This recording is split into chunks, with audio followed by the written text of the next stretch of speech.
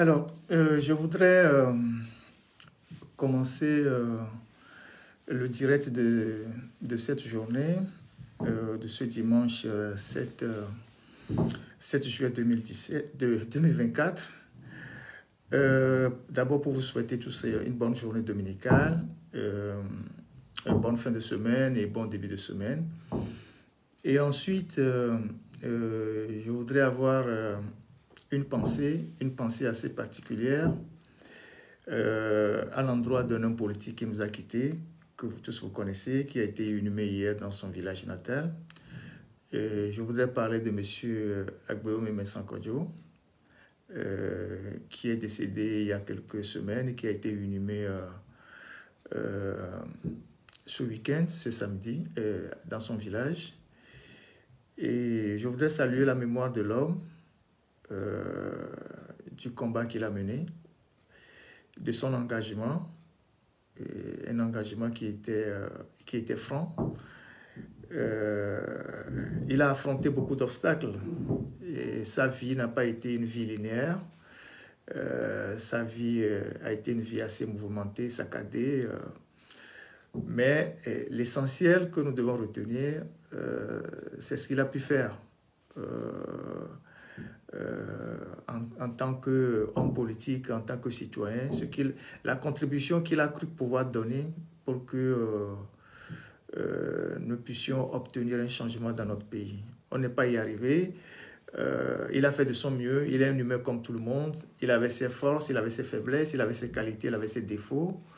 Mais toujours est-il que lorsque un être humain quitte la terre, il faut toujours saluer sa mémoire, surtout pour des gens qui, à un moment donné, ont pris conscience et se sont engagés dans la lutte.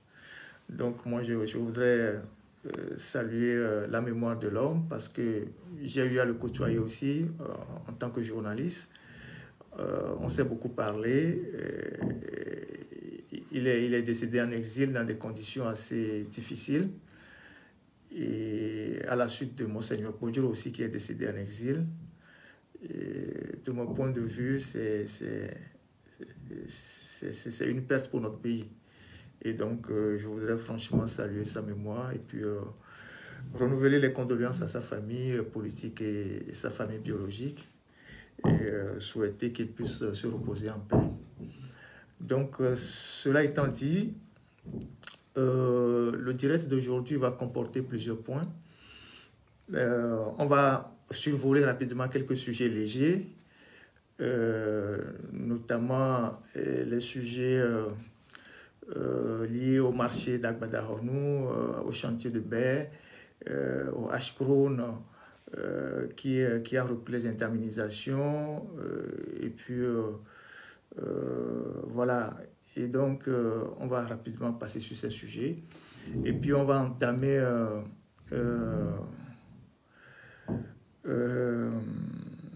le sujet de Kpalimé. Je vais parler aujourd'hui de Kpalimé.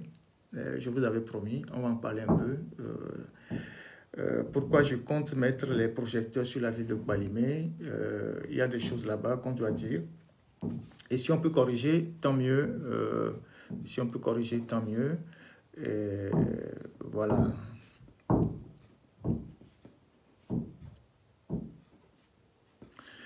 Alors, je commence par une doléance qu'un compatriote m'a envoyée.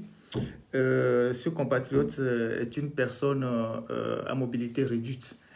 C'est comme ça qu'on les appelle maintenant de façon plus responsable et plus digne. C'est ce qu'on appelait avant les handicapés. C'est une personne à mobilité réduite qui m'a approché depuis Lomé, qui m'a dit « Monsieur Ferdinand, il faut interpeller les autorités sur notre cas. Nous sommes des personnes à mobilité réduite et nous avons des difficultés d'insertion, notamment les concours, les bourses, le travail. » Et il m'a dit, voilà, qu'ils ont passé plusieurs concours dont les résultats ne sont jamais donnés jusqu'à ce jour. Ils sont à la maison, ils sont des diplômés, ils n'ont pas la possibilité de pouvoir travailler et ils sont victimes de discrimination. Je sais qu'il y a beaucoup d'organisations, d'ONG qui bataillent beaucoup dans notre pays pour l'insertion des personnes à mobilité réduite. Merci beaucoup, Clarence. Merci infiniment.